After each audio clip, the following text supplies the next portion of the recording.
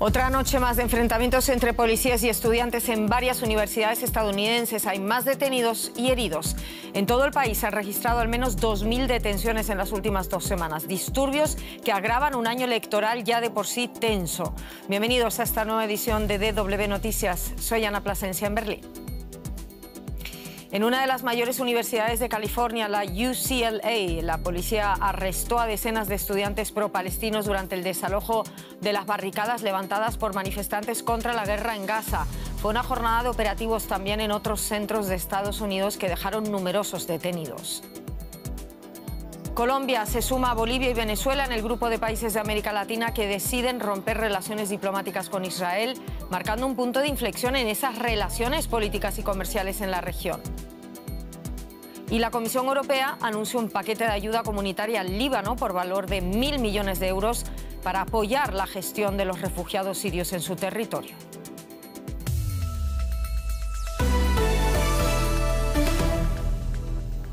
En Estados Unidos, el estallido universitario contra la guerra en Gaza gana fuerza, se expande ya a varios centros educativos del país. Las protestas elevan la presión sobre el presidente Joe Biden para lograr una tregua en Gaza cuanto antes. En la Universidad de California, en Los Ángeles, la UCLA, la policía desmanteló barricadas después de que se produjeran enfrentamientos entre manifestantes pro-palestinos y pro-israelíes. La violencia estalló el miércoles cuando un grupo de personas, algunas portando banderas israelíes, atacaron un campamento pro-palestino en el que se exigía el cese de las acciones militares de Israel en Gaza. La Casa Blanca, por un lado, se muestra impaciente, exige un alto el fuego en Gaza, pero por el otro lado no quiere dar por buenas ese tipo de protestas universitarias. El presidente Biden defendió la libertad de expresión, pero también condenó la violencia que estamos viendo estos días. Hay un derecho a manifestarse, pero no un derecho a generar caos. La gente tiene derecho a una educación, a un título, a andar por el campus universitario sin miedo a sufrir un ataque. Pero dejemos claro también que no hay espacio en ningún lugar de Estados Unidos para el antisemitismo, para que estudiantes judíos sufran amenazas. No hay lugar para la incitación al odio ni para la violencia de ningún tipo, ni antisemitismo, ni islamofobia o discriminación de árabes o palestinos. No hay lugar para el racismo en Estados Unidos. El presidente estadounidense Joe Biden, los enfrentamientos en ese campus de la Universidad de Los Ángeles, la UCLA, se venían gestando ya desde el martes, cuando las autoridades, en un principio tolerantes hacia la protesta, la declararon ilegal, disparando la tensión. José Díaz Briceño en Washington. Hemos visto escenas de enfrentamientos durante toda la noche, José. Hay detenidos y heridos. Acércame a la situación ahora en esa Universidad de Los Ángeles. Una intervención sumamente dramática solicitada por el presidente de la universidad y de la que se reportan ya 209 arrestos por parte de la policía de la ciudad de Los Ángeles. El cargo que se les acusa es la no dispersión, luego de que se colocaran justamente estas barricadas que impedían el paso y después de que la propia policía había solicitado a tempranas horas de la madrugada justamente abandonar ese sitio. Hay que decir que en la Universidad de California en Los Ángeles es considerada la mejor universidad pública del país en todos los rankings, con 44,000 estudiantes. Actualmente las clases, al menos por el resto de la semana, están suspendidas de manera física y solo existen en este momento clases a través de vías remotas. Hay que decir que también en California el propio gobernador de California había acusado que se había tardado demasiado la fuerza pública en entrar y sin embargo los manifestantes pro-palestinos que buscan justamente un cese al fuego en Gaza han acusado de que las propias autoridades de la universidad y la policía fueron pasivas ante los ataques de manifestantes pro-israelíes hace 2 días. Todo esto muestra el nivel de tensión que existe y que todavía sigue adelante en algunos campuses, justamente en una época donde llegaba casi el fin de año escolar. Me pregunto, José, porque hemos oído mucho, hablamos de manifestantes y hablamos de estudiantes, si me puedes contar un poco más qué tipo de estudiantes son y si son ajenos a la universidad, porque escuchamos también por el otro lado que muchos de los estudiantes dicen que sus protestas son pacíficas. Eso es una cuestión que es difícil de dilucidar exactamente, particularmente, por ejemplo, en la Universidad de Columbia en Nueva York, donde se originaron las protestas a partir del 17 de abril y cuando ocurrió el primer arresto en ese centro educativo. El propio alcalde de la policía, el propio alcalde de Nueva York aseguró que algunos de los que estaban dentro de la universidad eran agitadores externos, pero hay que recordar que dentro de Columbia existían unas manifestaciones estrictamente de estudiantes y afuera de la universidad estaban personajes ajenos a ellos. Esta misma mañana, cuando se le preguntaba a autoridades de Nueva York cuántos de los detenidos tras la intervención de la policía el día de ayer eran personajes fuera de la universidad, la propia autoridad aseguró no poder haberlo dilucidado hasta el momento. En la Universidad de California en Los Ángeles, de la que hablamos sobre el desalojo esta mañana, también se ha rehusado en estos momentos a dilucidar cuántos de ellos eran personajes externos, aunque también hay dudas sobre exactamente los instigadores de la violencia de hace 2 días con banderas israelíes, si se trataban de personajes internos. Es muy difícil, pues en estos momentos, determinar cuántos de ellos pertenecían a grupos externos. Muchísimas gracias, José. Estamos en pleno año electoral. Las protestas en los campus inyectan otro elemento incendiario. Me pregunto, ¿qué importancia tiene el voto de los estudiantes, que creo que es clave, y qué repercusiones puede tener esto en las posibilidades de Joe Biden de ser reelegido? Sin duda no fue casualidad que el presidente Biden saliera hoy mismo a pronunciarse sobre las protestas en este discurso que no estaba planeado, y esto habla de la preocupación del impacto electoral que podrían tener las protestas. Sabemos que los temas económicos son los principales en la elección hacia noviembre, donde enfrentará posiblemente a Donald Trump, el expresidente republicano, y sin embargo el impacto que pudieran tener las protestas puede venir de dos bandos. Por un lado, la desafección de los jóvenes progresistas para votar por el Partido Demócrata, pero también los moderados del Partido Demócrata que se rehúsan a apoyar las manifestaciones y que piden de alguna manera ley y orden. Es por eso que el discurso del presidente hoy fue justamente intentando balancear las dos cuestiones, diciendo hay derecho a la protesta pacífica, pero no hay derecho al caos. Muchísimas gracias por todo esto, José Díaz Briceño en Washington. Un cordial saludo. Y en El Cairo continúan las negociaciones sobre una tregua en Gaza, mientras que la situación humanitaria en la asediada franja sigue siendo desesperada, pese al leve incremento de la ayuda que está entrando. Además de los insumos que siguen llegando por vía aérea, Israel reabrió ese cruce fronterizo de Erez. Es el único que existe en el norte de Gaza. Así lo llevaban pidiendo organizaciones humanitarias desde hace meses. Naciones Unidas insiste en que la población de Gaza padece una gravísima escasez de alimentos y de otros insumos esenciales, y que particularmente el norte de Gaza está al borde de la hambruna. Entre tanto, prosiguen los esfuerzos diplomáticos para alcanzar un alto el fuego y la liberación de los rehenes. Y también continúa la espera de que Hamás se pronuncie sobre esa nueva propuesta israelí que incluye un intercambio de hasta 33 rehenes por un número aún mayor de prisioneros palestinos, así como el cese temporal de los combates. Hamás podría rechazar el acuerdo si Israel no cumple su principal exigencia, que según Hamás debería ser un alto el fuego permanente.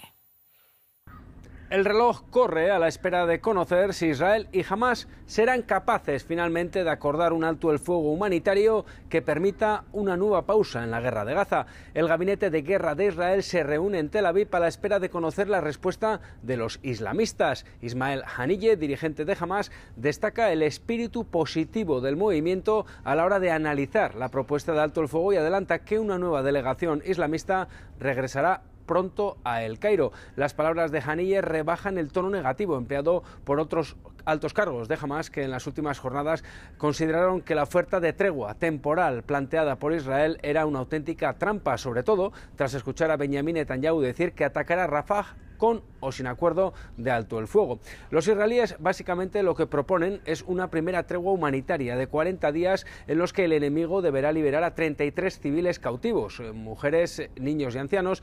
A cambio saldrán de la cárcel más de 600 presos palestinos. El problema es que antes de aceptar un alto el fuego inicial de corto plazo y una liberación parcial de rehenes, Hamás quiere garantías de que la eventual liberación de todos los rehenes en el futuro traerá el fin de la ofensiva de Israel y su retirada total de Gaza. Israel solo ha ofrecido una pausa humanitaria tras la cual reanudaría su ofensiva, tal y como ha repetido claramente Benjamin Netanyahu.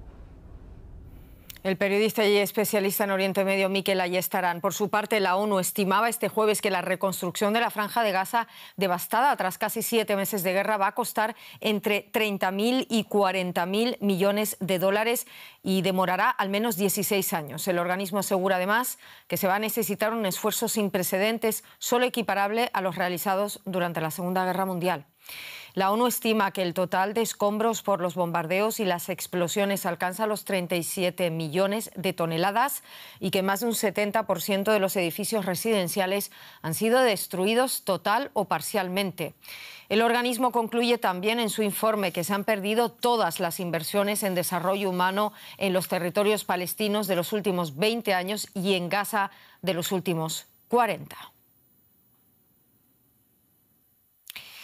Colombia rompió relaciones diplomáticas con Israel a partir de este 2 de mayo y con ello se suma a Bolivia y Venezuela, que previamente habían roto sus relaciones en protesta contra la ofensiva militar en Gaza. Chile, que cuenta con la mayor población de origen palestino en la región, tiene una postura crítica. Solo Argentina, con Javier Milei, muestra un apoyo inequívoco a Israel.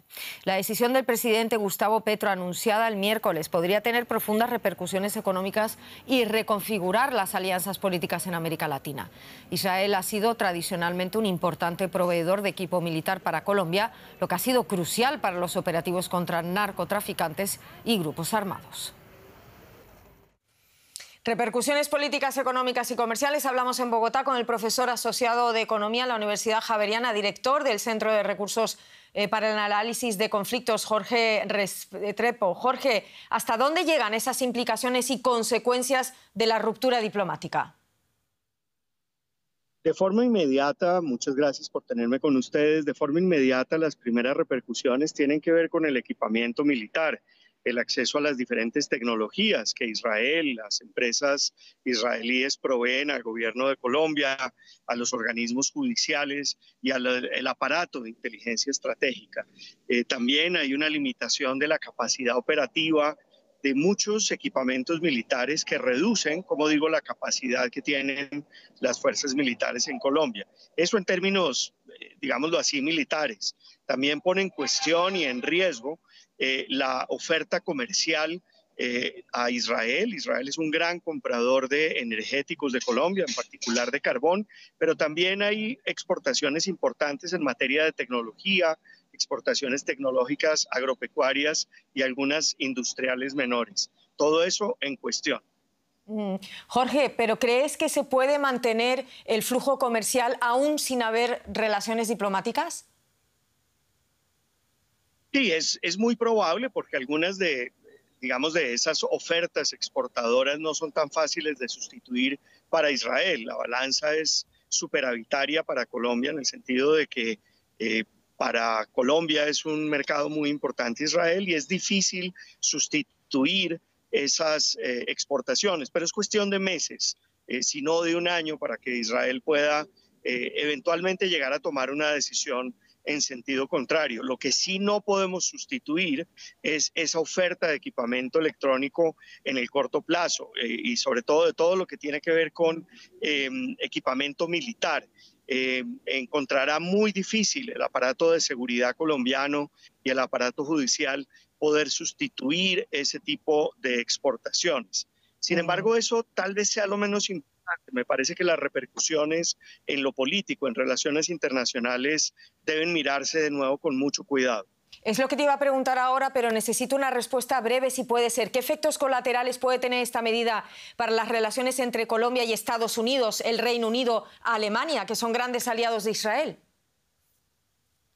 Digamos que nos ponemos del lado contrario de la historia, en el lado en el que no favorece los esfuerzos diplomáticos para contribuir a la resolución de este conflicto.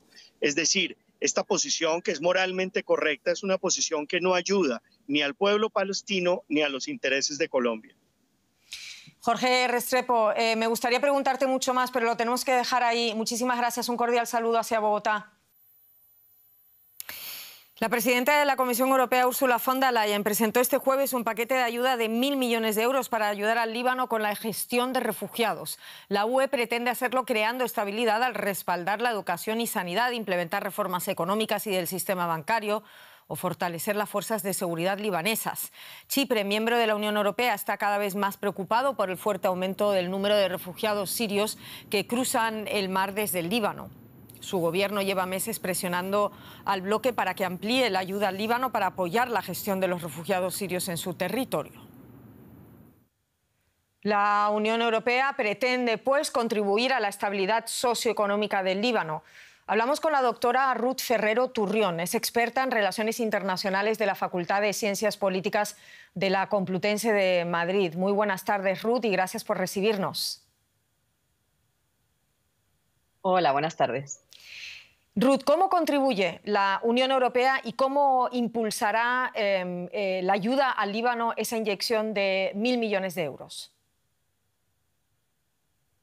Bueno, tal y como ha planteado von der Leyen, la idea es reforzar todas las cuestiones que tienen que ver con la gestión migratoria de los sirios, especialmente ubicados en Líbano, que, como habéis apuntado, bueno, pues es el país que mayor presión migratoria tiene procedente de Siria, con 1,5 millones de sirios en su territorio. Es importante destacar que el Líbano no es firmante de la Convención de Ginebra y, por tanto, no tiene obligación de trabajar, digamos, en el marco del derecho internacional del asilo. La presión migratoria que han recibido durante este primer trimestre del año Chipre, pasando de haber recibido el año pasado durante este mismo trimestre 78 personas a tener 2.000 ahora mismo, ¿no? Procedentes del Líbano, ha hecho que esto, junto con la reciente aprobación del Pacto de Migración y Asilo del 10 de abril en votación en el Parlamento Europeo, y su puesta en marcha, y la decisión del Consejo Europeo del 17 y 18 de abril, bueno, pues hayan dado la luz verde a este paquete de ayuda, que no es un hecho aislado. Es decir, la cooperación en materia migratoria entre el Líbano y la Unión Europea ya tiene varios paquetes migratorios firmados, como apuntaba también von der Leyen.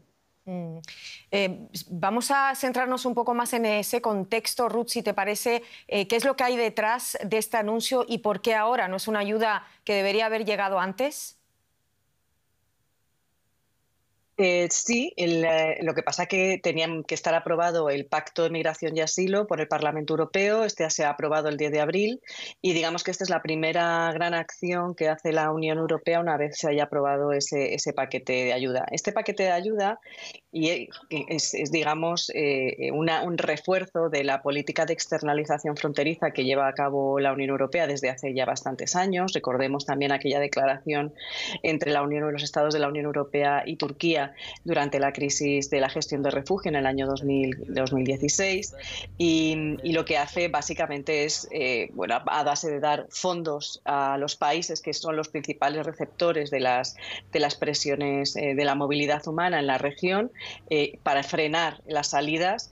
Y en el caso del Líbano es especialmente significativo porque también este paquete está destinado a incentivar los retornos a Siria, las denominadas áreas seguras. Contra esta decisión se han manifestado varias organizaciones no gubernamentales sirias, planteando que muchas de estas personas pueden ser perseguidas por el régimen de Assad. Por tanto, no parece que esto esté respetando el derecho internacional humanitario, puesto que todavía no es seguro, no existe la capacidad de considerar como un país seguro para los retornos a Siria, ¿no? Y por tanto yo creo que aquí hay fallos estructurales en materia de derechos humanos, de protección de derechos humanos de las personas que han salido del territorio de Siria, y que la Unión Europea, pues básicamente, ya digo, está aplicando ese pacto migratorio de que muchas organizaciones de defensa de derechos humanos han condenado, ¿no? Que se haya aprobado en los términos en los que se ha hecho, porque es una vulneración clara del derecho a la no devolución establecido en los convenios de Ginebra del Estatuto de Nueva York. Era Ruth Ferrero Turrión, experta en estudios europeos, y ya ven a mi compañero Andrés con la economía. Vamos a ver, Andrés, hablábamos de que Colombia rompía relaciones diplomáticas con Israel y ahora es Turquía el que rompe lazos, ¿no? Sí, lazos esta vez comerciales. Esta guerra le está costando a Israel muchas tensiones con muchos países aliados y Turquía no es la excepción. Ankara anunció este jueves la suspensión de su comercio con Israel hasta que el gobierno israelí autorice el acceso irrestricto de ayuda humanitaria a la Franja de Gaza en su ofensiva sobre este territorio palestino. La medida es un nuevo paso en el grave deterioro de las relaciones de Israel con Turquía, uno de los pocos países de mayoría musulmana que reconoce a Israel. Previamente, el ministro de Asuntos Exteriores israelí había acusado a través de la red social X al presidente turco de violar sus acuerdos comerciales y de comportarse como un dictador. Turquía impuso el mes pasado restricciones comerciales a Israel por la negativa israelí de permitir a Ankara participar en las operaciones de ayuda aérea en Gaza. Los dos países tuvieron el año pasado un intercambio comercial de 6.800 millones de dólares. Y nos vamos a Estados Unidos, donde los reguladores han dado luz verde a la compra por $60.000 millones de la energética Pioneer por parte de ExxonMobil, pero le prohibieron al ex jefe de Pioneer formar parte del Consejo de Administración de Exxon porque lo acusan de intentar conspirar junto con la OPEP para subir los precios del petróleo. La Comisión Federal del Comercio de Estados Unidos señala que el ex consejero delegado de Pioneer, Scott Sheffield, coordinó esfuerzos con los productores estadounidenses de petróleo de esquisto para limitar su producción y elevar los precios de la energía. Exxon anunció ya que va a respetar esta decisión de los reguladores. Y tenemos aquí con nosotros a nuestra corresponsal financiera en Nueva York, Ana Nieto, que sigue muy de cerca toda esta operatoria. Ana, cuéntanos qué ha encontrado la autoridad de la competencia en este caso concreto. La Comisión Federal de Comercio alega que a través de comentarios públicos y cientos de comunicaciones escritas privadas, mensajes de texto, de WhatsApp, Scott Sheffield, consejero de Pioneer, trató de conspirar con la OPEP y con la OPEP Plus para reducir la producción de crudo y gas, algo que podría haber perjudicado a los consumidores del país al presionar al precio al alza del precio del crudo. La OPEP es un cártel, una organización que acuerda que no haya competencia entre sus miembros, mientras que las autoridades de Estados Unidos tienen como misión velar porque los precios los fije el mercado. La Comisión ha escrito una queja de 8 páginas que recoge comentarios públicos sobre una disciplina en la producción entre los competidores y sobre, otros comentarios privados sobre producción, precios y dinámicas de mercado en conversaciones con altos representantes de la OPEP. En uno de los casos se asegura que se estaba trabajando para mantener artificialmente baja la producción. La FTC tiene material que data de antes de la pandemia, durante la pandemia y tan tarde como el abril pasado, hace apenas unas semanas. Su director de la Oficina de Competencia ha dicho que esto deja muy claro que el pasado de este ejecutivo impide que este señor tenga acceso al consejo de la nueva empresa.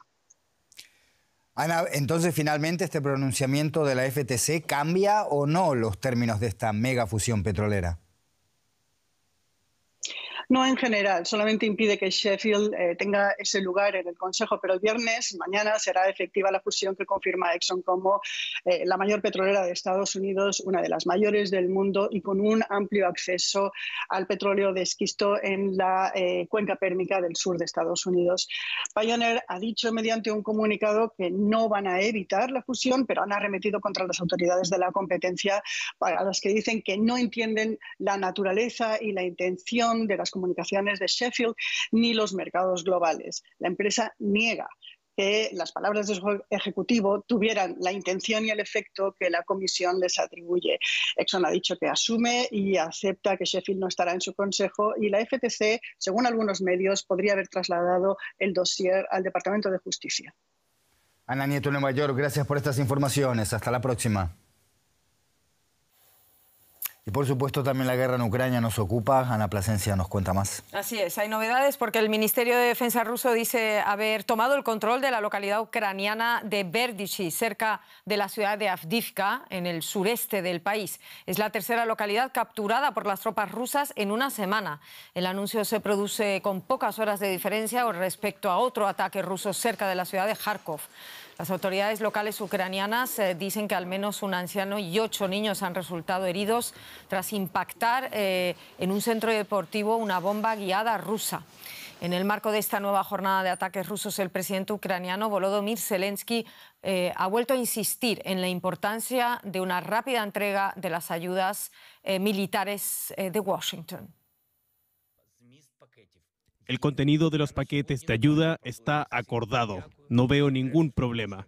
Agradezco al Congreso de Estados Unidos su decisión, pero la entrega y la implementación de las decisiones no deberían demorarse. Estamos esperando a que las armas lleguen a Ucrania para nuestros guerreros.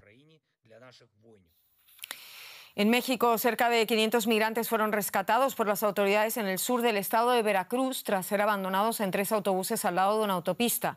Según la prensa local, las personas viajaban hacinadas en los 3 autobuses, lo que propició cuadros de deshidratación.